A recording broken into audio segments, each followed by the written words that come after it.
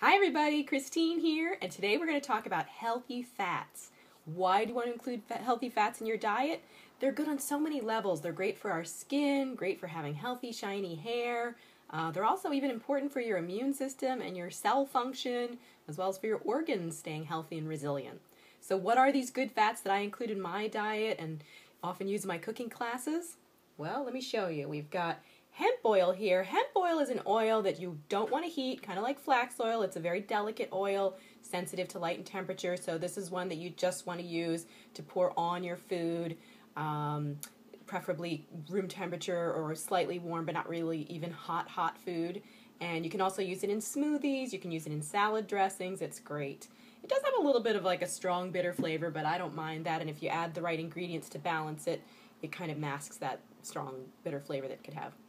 I also use coconut oil. This is Trader Joe's extra virgin organic coconut oil, so that's a great one to include. You can either use the refined oil if you're baking with it, or you can just check the jar. Generally the jar will have the temperature that you can use to heat the oil. So this is a nice one for, you know, lower heat like sautés and whatnot, and it's great for even just putting on oatmeal. It just melts right onto it if it's warm. You can spread it on bread instead of butter.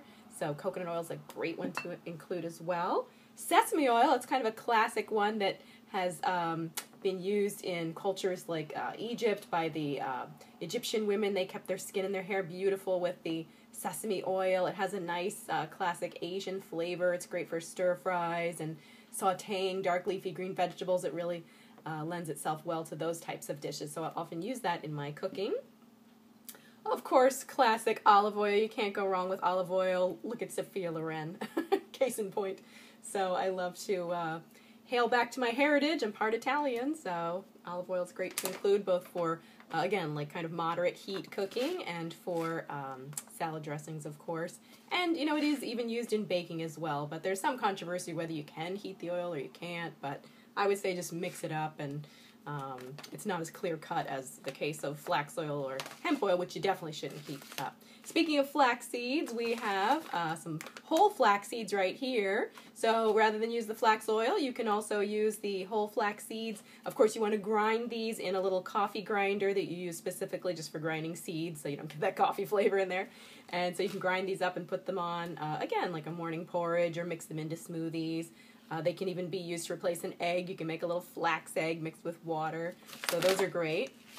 And then we've got the hemp seeds, just like we were talking about the benefits of the hemp oil. Again, you're going to get all of these oils provide you with the healthy omega-3s.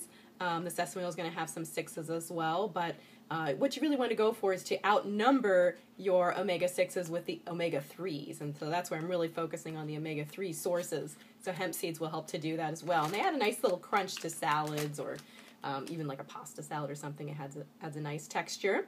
You also want to include some avocados. That's just kind of a good classic monounsaturated fat, and what I find is when I include all these healthy fats in my diet, I'm a lot less drawn to foods like fried foods or sources of the unhealthy omega-6s. Of course, there's a version of good healthy fried food as well if you use good quality oils, but even that I try to minimize. So I really incorporate these in my diet day to day, and hope that you will too. And whoops, we can't forget this one. This one is walnuts. Walnuts are a great source of omega-3s as well, and they add a really nice crunch to so many different dishes. So hope this gives you some ideas for healthy fats and how you can incorporate them. And I always love to hear from you, so feel free to email me or reach out on our blog and let us know how you incorporate healthy fats and which ones you like.